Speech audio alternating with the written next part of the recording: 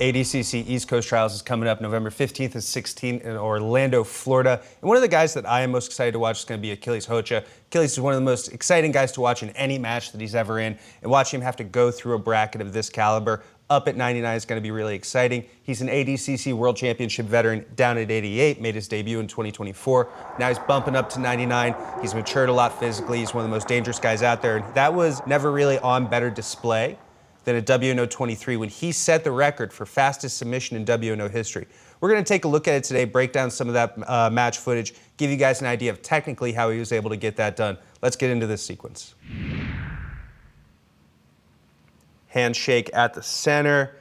Cameron is going to big blast double into him, up over the top for Achilles into this armbar. We're going to see a defensive roll come from Cameron, but it's not going to be enough. The arm is extended, and there's the tap. Only takes 15 seconds. Incredible work from Achilles, soaking it in from the crowd. Let's go back now and start to look at some of the most important points of this. We're going to start right here. It's a big blast double leg attempt from Cameron.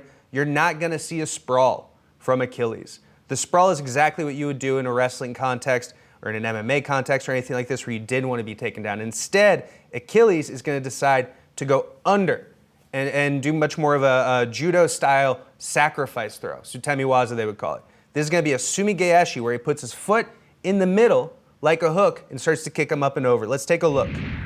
Here comes, and you see the straight up and down posture of Achilles. That means no sprawl coming. Instead, he's going to wrestle into the position as he starts to put this foot in the center, and he's starting to clinch at the upper body. This is giving him a lot of connection to Cameron to help take him up over the top. As Cameron starts to land on bottom, Achilles somersaults over his head and is able to get his hips up on top. He's not really on top of the position, but his hips are on top and they're so well connected to the shoulder that he's going to be able to transition into a beautiful armbar attempt here.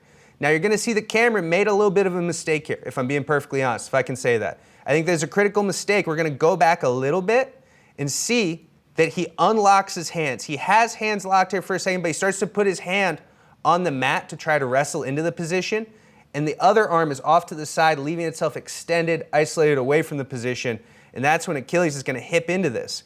Cameron's going to try to come up and stack a little bit. That's impossible because of the posture of Achilles. Achilles has a very long body right now. That makes stacking up into him almost impossible. So instead, the only direction left is to try to get up over the top and roll out and start to try to get out that way. Let's take a look. You see he starts to try to get up on his knee. Impossible here because the posture, like we talked about. So instead he rolls, but as he rolls, look at the adjustment that Achilles is going to do with his legs here, where he brings both ankles up over top of the head. That clinches onto the head, that really shuts down the spine. It's known as a 3/4 armbar, and it helps prevent some of these running man and turning and rolling escapes that are very common and very effective. It's a great counter to a counter.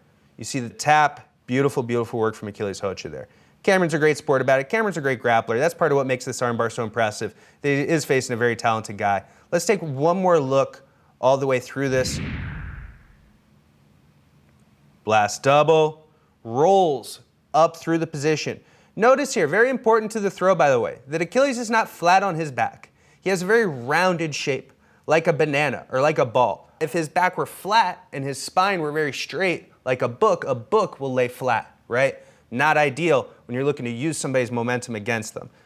So you see he rolls all the way through. That's because of that rounded shape. He's able to get his hips up. He doesn't have the best look at the armbar right now because the arm is turned, but he has the elbow. And because he has the elbow, the more he's able to cinch into that, he's going to be able to turn that elbow into a good braking position, and then he just needs to hip forward, especially when you have that overhook or shotgun grip on that armbar. It gives you a really strong fulcrum to be able to hip in and apply pressure there.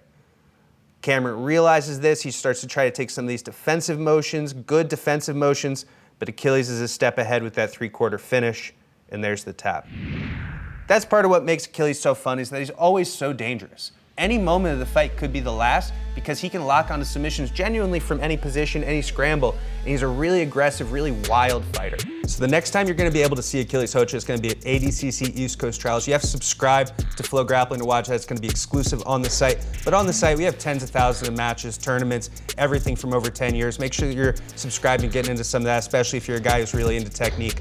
If there's any other grapplers or athletes or situations, matches that you guys want us to be breaking down, make sure to let us know in the comments. My name is Joe Gilpin. We'll see all you guys soon.